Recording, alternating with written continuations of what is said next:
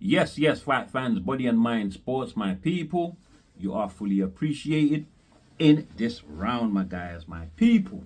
Um, Let us start with Gervonta Davis and Lemont Roach to the rematch. What is the hold up, my guys, my people? First of all, though, big shout out to Lemont Roach for at least earning a majority decision draw against Gervonta Davis in a fight. Most people thought that the huge underdog in the fight, Lemont Roach, should have got the win. I am of the same view as well. Even the New York State Athletic Commission believed that with the controversy surrounding that fight in the 9th round where Gervonta Davis took a knee, well, the commission believes they had the view, like the rest of us, that referee on the night, Steve Willis, should have ruled that knee by Davis a knockdown. Had Willis done so, it would have been a 10-8 round for Lemont Roach. Now, the judges' final scorecards on the night was 115-113 to Davis on one scorecard and 114-114 on the remaining two judges' scorecards. So the remaining two judges scored it a draw. So had that 9th round been a 10-8 round for Roach, my guys, then Roach would have been up on the two judges' scorecards that scored it a draw, and he would have got a majority decision win. Would you believe, my guys? But check this. Following that, Roach did make an appeal to the New York State Athletic Commission to have the result overturned in his favor. But the commission, they denied Roach's appeal, despite the fact that they had the view that, the 9th round should have been scored a knockdown. My guys, my people, Gervonta Davis's voluntary knee should have been scored a knockdown, my guys, my people. Terrible decision there by the New York State Athletic Commission. Terrible. But we do have the fight fans, my guys, and they have been calling for a rematch since Roach exceeded everybody's expectations. They're calling for the rematch, and since the denial of his appeal, the calls for a rematch are growing even louder, and it's gone even wider now, my guys. I have to say though that they do have a rematch clause, and well, Davis, he promises he will give Lemont Roach the rematch, but he would not be fighting him next because he has a mega fight lined up. We now know that mega fight is Jake Paul, my guys. However, Jake Paul, he says that, look, you have to write the controversy of your Lemont Roach fight in a rematch, in an undebatable win. So he needs to get a clear win in a rematch to go forward and fight Jake Paul. Obviously, Team Paul now believe that Gervonta Davis's value commercially has taken possibly a slight hit, my guys, my people. And if he takes that into a fight with Jake Paul, well, that would make Davis versus Paul a less commercially viable fight.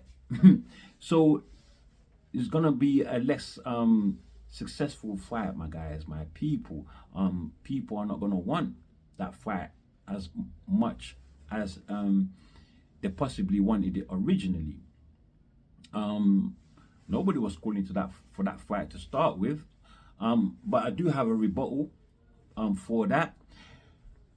Look, firstly, Gervonta Davis is a professional fighter, one of the most dangerous punchers in the sport in and around his division, and most people see him to be the number one in his division.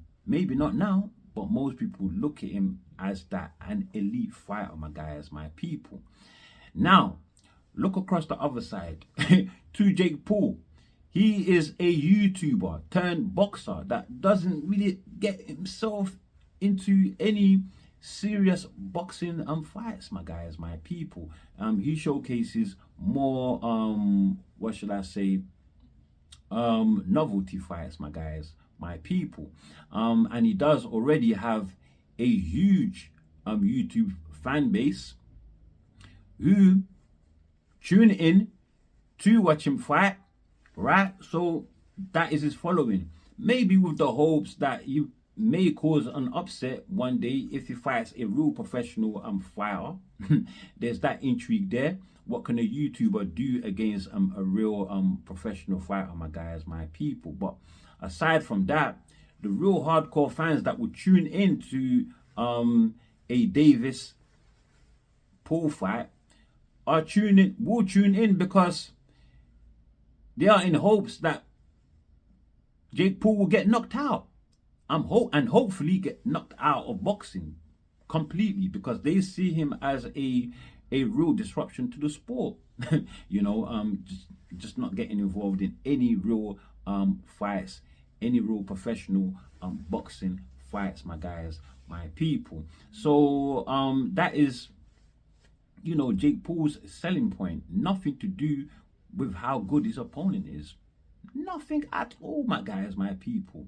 All that matters is the opponent just needs to be a big name.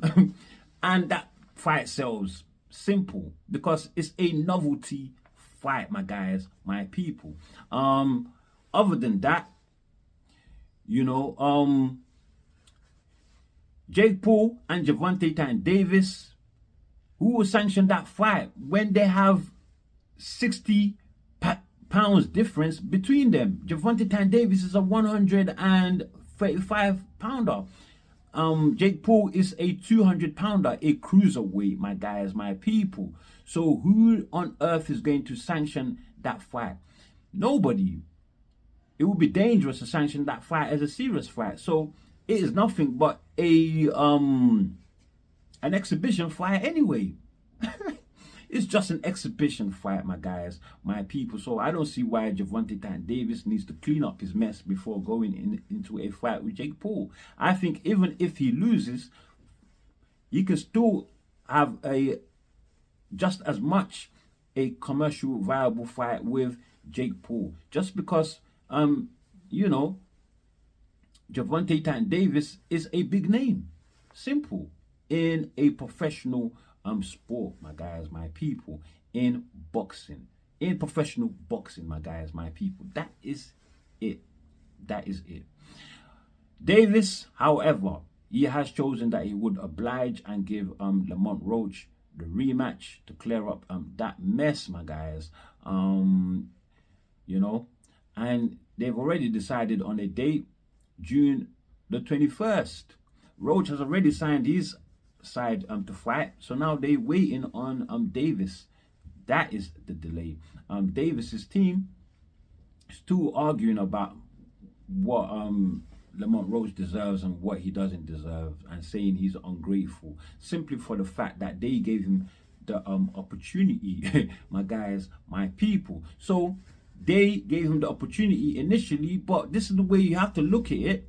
The fight didn't turn out how Gervonta Davis wanted it. That was Lemont Roach's doing, my guys, my people. So he earned himself the rematch that people are calling for. And that fight in itself was a commercially successful fight at the Barclays Center.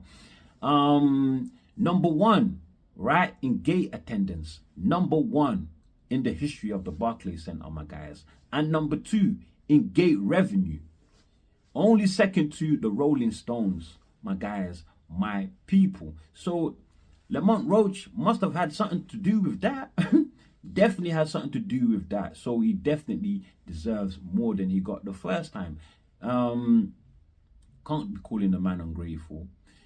Gervonta Davis is ungrateful that Lemont Roach even wants to rematch him. You know, because he needs Lemont Roach to go into his pantomime show with Jake Paul. That big lucrative fight that is waiting for him, my guys, my people. And furthermore, Davis owes Roach $250K for the bet that they waged that Davis would knock out Roach. Well, that didn't happen, and Roach has called Davis for his money, but Davis, according to Roach, possibly has changed his number. So very slick move there by the old crook. I have to say, my guys, my people, I have to say cheeky there from Gervonta Davis. My God. Well, anyway, that rematch needs to happen, because if it doesn't happen, we do have Shakur Stevenson and Keyshawn Davis in the wings, willing to fight. Lemont Roach, should a Gervonta Davis rematch not come into fruition. In fact, Shakur and Roach have already talked about facing each other. If the rematch with Gervonta Davis does not happen, my guys, my people. So that is a possible fight. You know, we also have Keyshawn, and he says that, look, Roach, you know, in the 135-pound division is godsend, my guys, my people, and to have made a name for himself going against the biggest puncher in the division. Well, he wants to fight him. Keyshawn wants to fight Roach, my guys, and he says put him in with Roach and put Shakur in with Tank, with Gervonta Davis, my guys, my people. I do like that proposal, but look, I have to say, man, there's unfinished business between Roach and Gervonta Davis, and if Davis doesn't take that fight next, and let's Shakur or Keyshawn fight him instead next, Gervonta Davis's value is gonna take a even bigger hit, because he'll be labeled a duck. Simple. He will be labeled a duck, because there's good reason now for him to avoid Roach, because there's the possibility that he might lose. Simple, my guys, my people. Simple. Well, anyway, I'm done with Davis and Roach. Let's park them to the side and let's talk about Keyshawn Davis and more concrete plans that have been laid out for him, my guys, my people.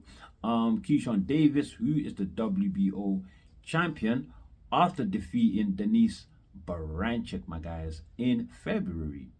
He is now lined up to defend that title against Edwin De La Santos, and they are citing this fight for June 7th, my guys, my people. De La Santos, a huge puncher, boogeyman in the division.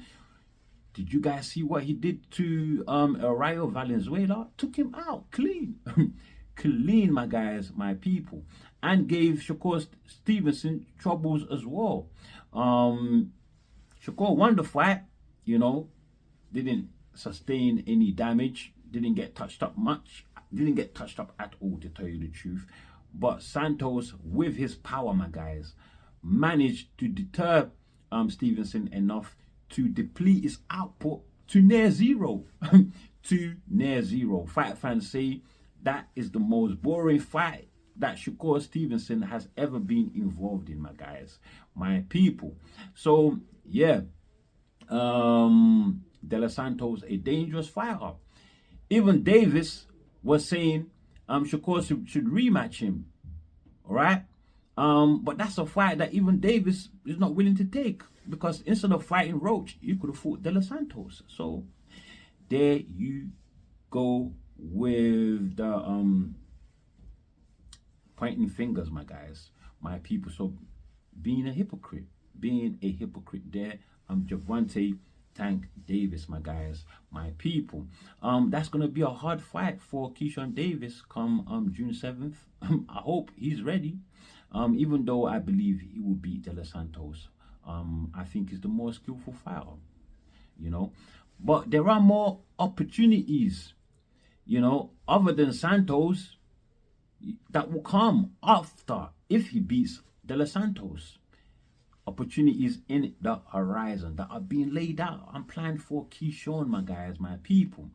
Because in the 135 pounds division, in the IBF rankings, we have Abdullayev.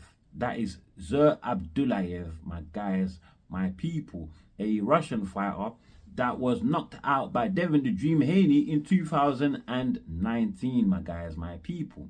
Well, Abdullayev has managed to climb himself back up in the division under the IBF rankings, and he's number 2. The number 1 spot is vacant. The number 4 spot is Raymond Muratalla, an undefeated fighter. Now, Abdullayev and Muratalla, they are cited to be fighting on May 10th, my guys, my people, and the winner of that fight will become mandatory to Vasily Lomachenko, who is the IBF champion and currently on a hiatus. Now, I got some news, you know, via Blue Blood Sports TV. So shout out to Blue Blood Sports TV on you know, that good piece of information there, my guys, my people. And according to Blue Blood Sports, well, Vasily Lomachenko will be vacating his IBF title, which means that the winner of Muratalla and Abdullayev will get elevated to full IBF championship. And when that does, well, come this autumn, around this autumn season, well, we're not there yet. We're still far, my guys, my people. So, but in autumn, they are planning for the WBO champion Keyshawn Davis to unify with whoever is the new IBF champion, be it Muratalla or Abdullayev. So great opportunity there, you know. And Keyshawn moving very fast, I have to say. Very, very, very fast, my guys. That means he would have unified, if he goes on to get the IBF title, he would have unified in less than a year. Because, you know, he's only fought the WBO champ just recently in February. The WBO champ, Denise Baranchek, my guys, my people. And this is huge. And bad news for Gervonta Davis, because we know Keyshawn Davis wants to fight him. He's going to apply more pressure for that fight to happen. If it does happen and he manages to fight Gervonta Davis, just for argument's sake, I'm not saying he will beat Gervonta Davis, but just for argument's sake, my guys, my people, if he does, he's not willing to go and take Keyshawn's, Shakur Stevenson's belt as well. Gervonta Davis is the current WBA champion, but Keyshawn and Shakur are not willing to fight. Shakur is the WBC champion, right? So if they're not willing to fight because they're so-called friends and brothers, they're not even real brothers, my guys.